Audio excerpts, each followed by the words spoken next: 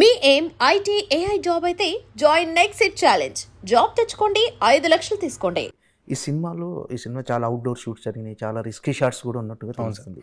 ఇందులో మీరు చాలా రిస్కీ షాట్స్ చాలా చేశారా? అందులో బాగా ఛాలెంజింగ్గా ఫీల్ అయిన సీన్స్ ఉన్నాయేమన్నా? బాగా ఛాలెంజింగ్గా ఫీల్ అయ్యేది ఎప్పుడు ప్రమోషన్స్ సార్. షూటింగ్ అనేది చాలా తేలిగ్గా ఉంటుంది, బట్ జోక్స్ అపార్ట్ చాలా చేసాం సార్. అంటే నిజంగా లైవ్ లొకేషన్స్కి వెళ్ళి చేసాం మేము. ఏది బాడీ డబుల్స్ వాడటమో, లేకపోతే డూపులను వాడి చేయటమో, లేకపోతే గ్రీన్ మ్యాట్లో చేయటమో చేయలే. నిజంగా హిమాలయస్ వెళ్ళాం, నిజంగా శ్రీలంక వెళ్ళాం, నిజంగా బ్యాంకాక్ వెళ్ళాం. ఆ లొకేషన్స్లో ఫైట్లు చేసాం, యాక్షన్ చేసాం, అన్ని స్టంట్స్. రేపు పొద్దున్న మీరు సినిమాలో చూడబోయే ప్రతి ఒక్క స్టంట్ నేను చేసిందే. ఓకే.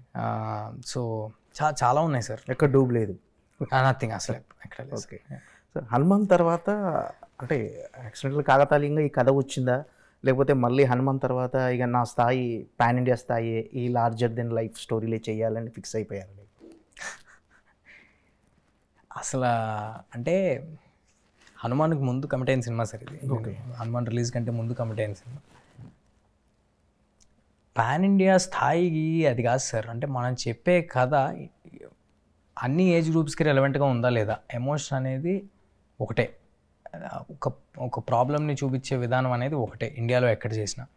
సో నేను ఇందాక చెప్పినట్టు నా దగ్గరికి ఏదైనా కథ వచ్చినప్పుడు నేను గమనించుకునే ప్రతి సినిమాలో అవన్నీ గమనిస్తాను కాదు, బట్ నేను కొన్ని పర్టికులర్ సినిమాల్లో కథలు చెప్పినప్పుడు నేను గమనించేది ఏంటంటే, ఇది ఒక క్లీన్ ఫిల్మా, నన్ను నేను చూసుకుంటున్నానా, can I be part of this film, and థియేటర్కి రావడానికి ఆడియన్స్కి ఎక్సైట్మెంట్ ఉందా ఈ కథలో, అదర్ దెన్ స్టార్ క్యాస్ట్ తీసేసి, మ్యూజిక్ తీసేసి, ఇంకోటి తీసేసి కూడా కథగా దానికి ఆ బలం ఉందా లేదా అనేది వెతుక్కుంటా.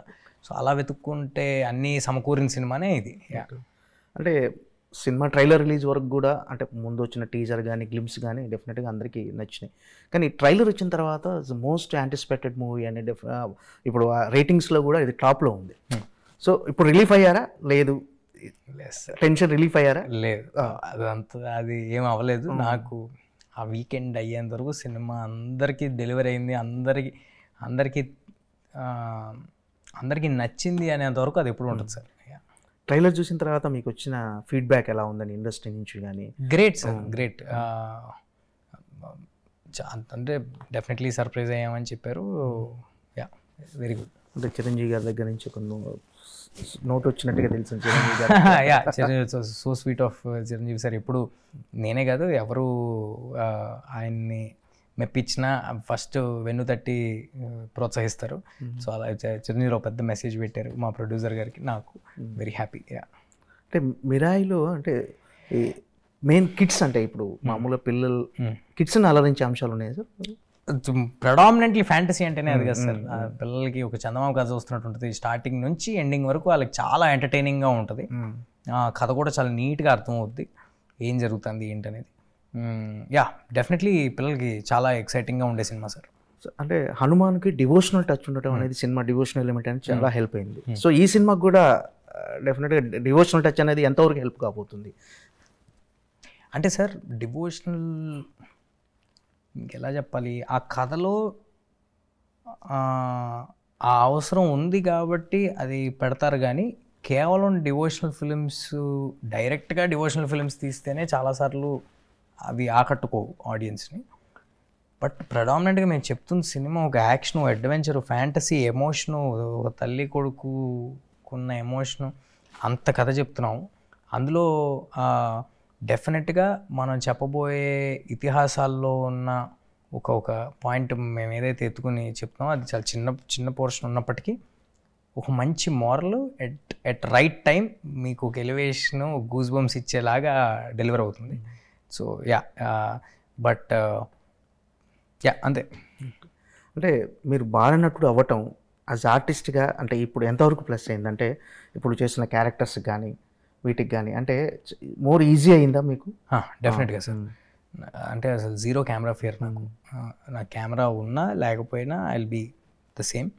అండ్ చిన్నప్పటి నుంచి పెద్ద ఆర్టిస్టులతో వాళ్ళతో చేసేపాటికి కెమెరా ఫ్రెండ్లీ అయ్యేపాటికి నాకు ఎప్పుడు ఎదుటి ఆర్టిస్ట్ ఎంత పెద్ద ఆర్టిస్ట్ అయినా ఎవరైనా అదేం ఉండదు. My concentration will be only on my scene. నేను వీళ్ళతో పర్ఫామ్ చేస్తున్నాను అనే ఆలోచన నాలో ఎప్పుడూ ఉండదు. సో యా, దట్ వే చాలా హెల్ప్ అయింది.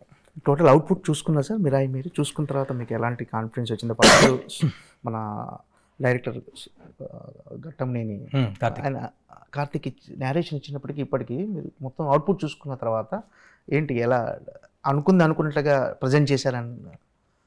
ఇంకా గ్రాండ్గా ప్రజెంట్ చేశాడు సార్. విజువల్గా మీరు చూస్తే అర్థమవుతుంది, విజువల్గా this film is very rich first of all. And definitely చాలా ఎక్సైటింగ్ ఫిల్మ్ అయితే డెలివరీ చేస్తాం. ఒక థియేటర్ ఫిల్మ్, ఒక ఆడిటోరియం మూమెంట్ ఉండే ఒక సినిమా. I'm very excited to watch it in the theatres. Okay. Karthik Ghattamaneni గారి అంటే ఈ సినిమా ఆయనకి డైరెక్టర్గా ఎంతవరకు, అంటే ఇప్పటివరకు డైరెక్టర్గా బిగ్గెస్ట్ సక్సెస్ అనేది ఆయన కెరీర్లో లేదు. యాజ్ అ సినిమాటోగ్రఫర్గా ఆయన మంచి పేరు. ఈ సినిమా అతనికి డైరెక్టర్గా ఎంతవరకు ప్లస్ అవుతుంది ఆయన కెరీర్కి? సార్ అంటే ఏది రిలీజ్కి ముందు అలా టాల్ క్లెయిమ్స్ చేసి అలా చెప్పడం నాకు అలవాటు లేదు. బట్ నేనేం చెప్పగలనంటే కార్తిక్ గారు హ్యాస్ డెలివర్డ్ సిన్సియర్ ఎఫర్ట్ లేకపోతే ఇలాంటి సినిమా, ఇలాంటి కథ, ఇలాంటి విజువల్స్ ఇంత పెద్ద స్పాన్లో ఇలా చేయలేరు ఎవరు. సో ఐ హోప్ దీని తర్వాత ఇలాంటి క్వశ్చన్స్ కార్తిక్ గారి గురించి ఎవరు అడగరని ఐ హోప్. ఓకే. అంటే యాజ్ ఎ హీరోగా, యాజ్ ఎ కెరీర్కి మీకు ఈ పర్సనల్గా జాబ్ సాటిస్ఫాక్షన్ ఎంతవరకు ఇచ్చింది సార్ ఈ సినిమానా? సార్ ఆనెస్ట్గా నేను అసలు జాబ్ సాటిస్ఫాక్షన్ లేకపోతే నేను I will not even get in to it sir. ఎందుకంటే నేను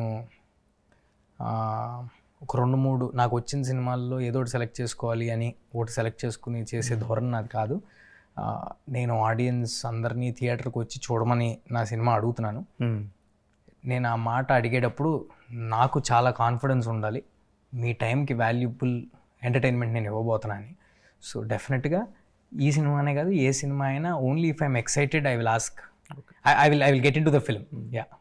అంటే సార్ కొన్ని ప్రెస్ మీట్స్లో కానీ ఎక్కడైనా Q&Aలో కానీ అంటే ఈ సినిమాలో హై బడ్జెట్ ఫిలిము, ఇది తేజ సజ్జా గారి క్యాన్వాసింగ్ చాలా పెద్ద క్యాన్వాసింగ్ అని మీ గురించి కొంచెం తక్కువ చేసి మాట్లాడినప్పుడు మీరు డెఫినెట్గా వాళ్ళకు కరెక్ట్ కౌంటర్ ఇస్తున్నారు. ఈ సినిమాకి ఎవరు బిఫోర్.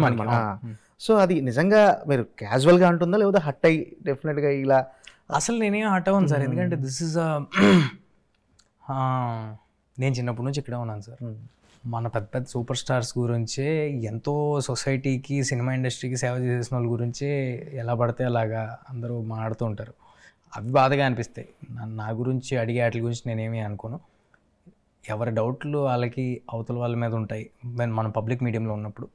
సో దాన్ని మన వర్క్తో ఆన్సర్ చేసుకుంటూ వెళ్ళాలి. టచ్ వుడ్ ఈ సినిమాకి ఓ కాన్ఫిడెన్స్ బిల్డ్ అయింది ఆడియన్స్ అందరిలో, అండ్ దాన్ని కూడా నిలబెట్టుకుంటానని కోరుకుంటున్నాను. Okay sir. హనుమాన్ టైంలో పెద్ద సినిమాల మధ్యలో రిలీజ్ అయింది. మీరు అనుకున్నారా హనుమాన్ అంత కమర్షియల్గా, అంటే ఇక్కడ నార్త్ బెల్ట్లో కూడా బిగ్గెస్ట్ సక్సెస్ అయింది పాన్ ఇండియా లెవెల్లో. నాకు తెలిసి ఎవరు ఊహించని రేంజ్కి వెళ్ళిపోయింది ఆ సినిమా. మీరు ముందు అనుకున్నారు సార్ హనుమాన్ ఈ రేంజ్కి వెళ్తుందని? అసలు డెఫినెట్గా పెద్ద రేంజ్ సినిమా అవుద్ది అనుకున్నాను, కానీ అది ఏం పర్ఫామ్ చేసినా అంత అది ఎప్పుడు ఊహించలేదు సార్. అంటే నిజంగా కూడా నేను ఏదో ఇంత నెంబర్ చేయాలి అంత నెంబర్ చేయాలి ఏ సినిమాకి అలా పెట్టుకోను సార్. ఈ సినిమాకి కూడా అలాంటిది ఏం లేదు. నేను నా 100% ఎఫర్ట్ డెలివరీ చేసేంతవరకు ఉంటుంది. అది ఆడియన్స్కి నచ్చిందా లేదా అనేది నాకు ఇంపార్టెంట్. కొత్త ఎక్స్పీరియన్స్ ఇచ్చానా లేదా అనేది ఇంపార్టెంట్. పిల్లలకి అందరికీ నచ్చేసి వాళ్ళకి ఎక్కువ కాలం గుర్తుండే ఒక సినిమా చేసామా లేదా అనేది ఇంపార్టెంట్. తద్వారా ఇలాంటి నెంబర్స్ ఇవన్నీ తోడైతే డెఫినెట్గా ఆనందమే. బట్ అది నా ప్రయారిటీ కాదు, అది ఎప్పుడు ఆలోచిస్తూ ఉండను.